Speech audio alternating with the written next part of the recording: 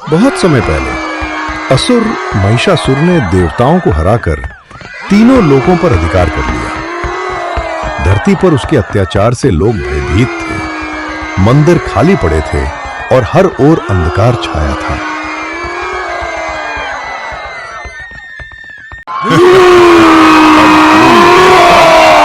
इंसान मुझे नहीं रोक सकता।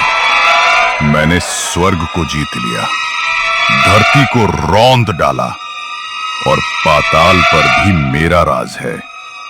ये संसार, ये तीनों लोक सब मेरे चरणों में झुकेगा। कोई शक्ति अब मेरा सामना करने की हिम्मत नहीं रखती।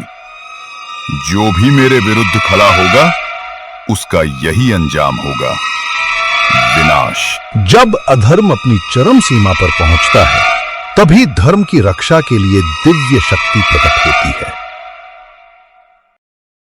आकाश में काले बादल गरज रहे हैं, बिजली चमक रही है। देवताओं के चेहरे पर निराशा और भय। धीरे धीरे सभी देवता एकत्र होकर स्वर्गलोक से ब्रह्मा, विष्णु और महादेव की ओर प्रस्थान करते हैं। धरती ही नहीं, स्वर्गलोक तक महिषासुर का आतंक पहुंच चुका था। देवताओं की शक्तियां क्षीण हो चुकी थीं। उनके अस्त्र शस्त्र व्यर्थ साबित हो रहे थे। अंततः देवताओं ने निर्णय लिया कि अब उन्हें त्रिदेवों की शरण में जाना ही होगा। वही त्रिदेव जो सृष्टि का पालन और संहार करने वाले हैं, अब वही देवताओं की अंतिम आशा थे।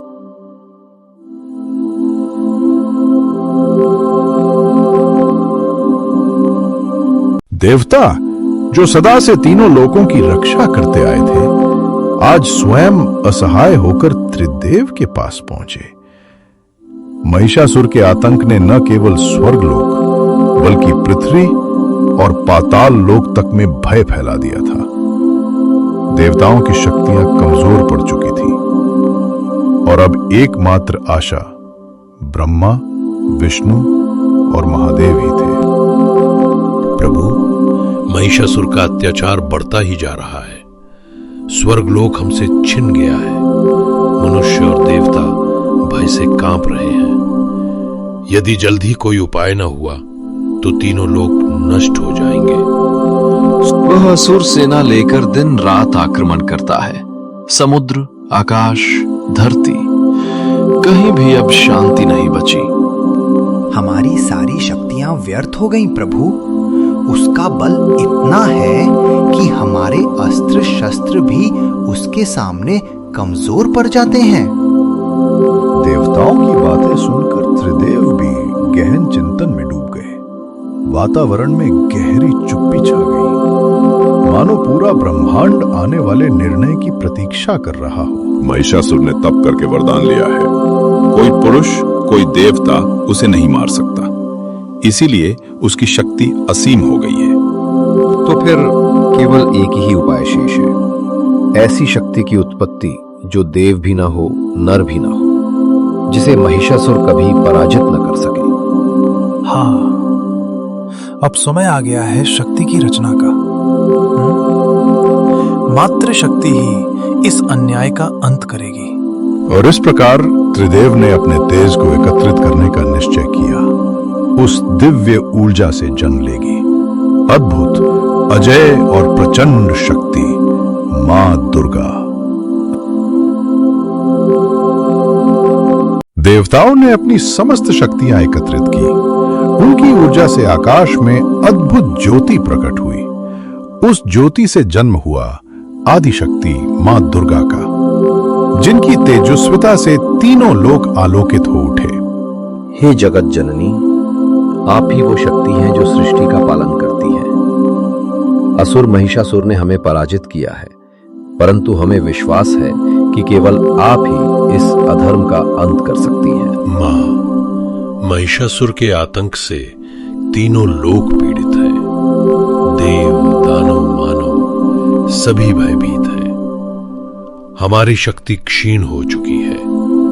अब केवल आप ही हमारी रक्षक बन सकती हैं। देवताओं, धर्म की रक्षा और अधर्म के विनाश के लिए ही मैं प्रकट हुई हूँ। ये सृष्टि मेरी संतान है और संतान पर यदि कोई संकट आएगा तो उसका निवारण करना मेरा कर्तव्य है। महिषासुर का अत्याचार अब अधिक दिन नहीं चलेगा, उसका अंत निश्चित है। धैर्य रखो, न्याय अवश्य होगा। इस प्रकार देवताओं की शक्तियों से जन्मी आदि शक्ति मां दुर्गा, जिनका एक ही संकल्प था, धर्म की रक्षा और महिषासुर का विनाश। हर देवता ने अपनी सबसे शक्तिशाली वस्तु मां दुर्गा को समर्पित की। त्रिशूल, चक्र, वज्र, शंख और अग्नि, ये सभी शस्त्र मिलकर मां दुर्गा को अजेय और अपराजेय बना रहे थे।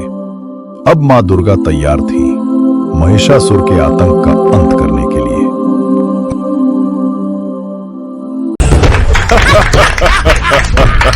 देखो देवता कैसे मेरे सामने गिड़गिड़ा रहे हैं। अब स्वर्ग, पृथ्वी और पाताल सब मेरा है।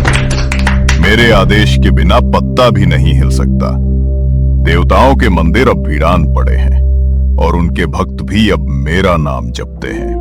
स्वामी, आपकी शक्ति अपार है। आपके भय से देवता भूमिगत हो गए हैं। अब तो केवल आपके नाम से ही त्रिलोक कांप उठता है। सही कहा। अब कौन है जो मेरी शक्ति को चुनौती देने की हिम्मत करेगा? मैं अजय हूं, अमर हूं और सर्वशक्तिमान हूं। स्वामी, एक अद्भुत घटना घटी है। आकाश से दिव्य ज्योति प्रकट हुई और उस ज्योति से एक स्त्री उत्पन्न हुई है। वह सिंह पर सवार है और उसके पास अद्भुत शस्त्र हैं।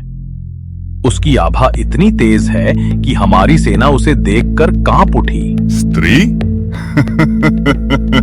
क्या कोई स्त्री महिषासुर को चुनौती दे सकती है? वह चाहे जितने शस्त्रों से सजी हो, आखिर है तो एक औरत ही। जाओ, उसे मेरे दरबार में लाओ। मैं देखना चाहता हूं वह कैसी वीरांगना है जो मेरे नाम से कांपने के बजाय मुझसे टकराने की सोच रही है।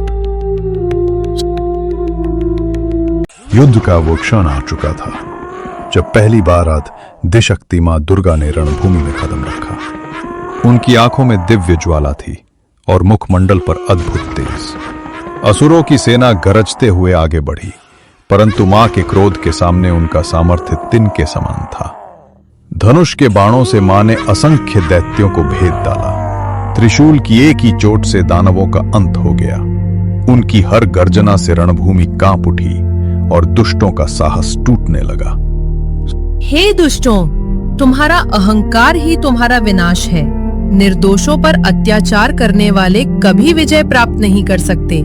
सुन लो, जहाँ सत्य और धर्म है वहाँ सदैव मेरी शक्ति है, और जहाँ असत्य और अहंकार है वहाँ उसका अंत निश्चित है।